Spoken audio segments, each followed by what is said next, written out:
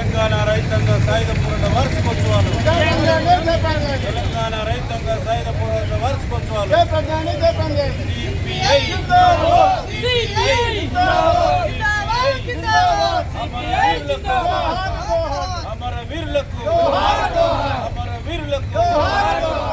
పట్టణంలో ఈరోజు తెలంగాణ సాయుధ పోరాట వార్షికోత్సవాలను నిర్వహించుకోవడం జరుగుతూ ఉన్నది.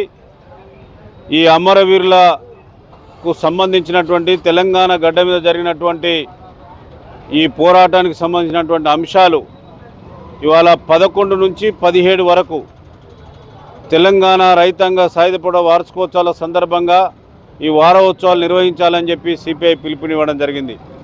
ప్రధానంగా ఈ తెలంగాణ గడ్డ మీద జరిగినటువంటి నిజాం నిరంకుశ ప్రభుత్వం చేసినటువంటి అరాచకత్వ విధానాలకు వ్యతిరేకంగా రావి నారాయణ రెడ్డి, బద్దం ఎల్లారెడ్డి, ముగ్దుం మొహినుద్దీన్ల పిలుపుని అందుకొని ఈ తెలంగాణ గడ్డ మీద 3000 గ్రామాలని 10 లక్షల ఎకరాల భూమిని పంచినటువంటి చరిత్ర సిపిఐది.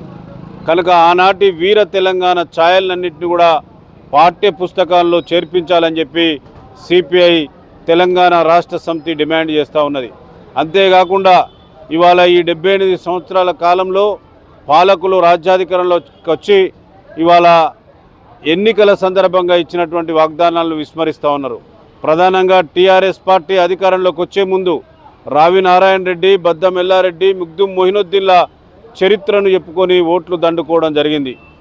ఆనాడే చెప్పినారు తప్పనిసరిగా తెలంగాణ రైతాంగ సాయుధ పోరాట వార్షికోత్సవాల్ని ప్రభుత్వమే ఘనంగా నిర్వహించాలని ప్రగల్భాలు పలికినటువంటి పాలకులు ఆ అంశాన్ని విస్మరించినారు.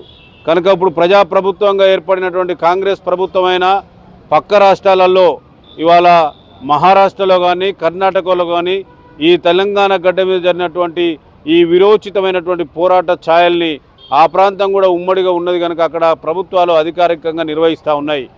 ఇక్కడ కూడా గ్రామాన జరిగినటువంటి ఆ అమరుల యొక్క స్ఫూర్తిని తీసుకోవాలి, వాళ్ళ యొక్క చరిత్రను తీసుకోవాలి.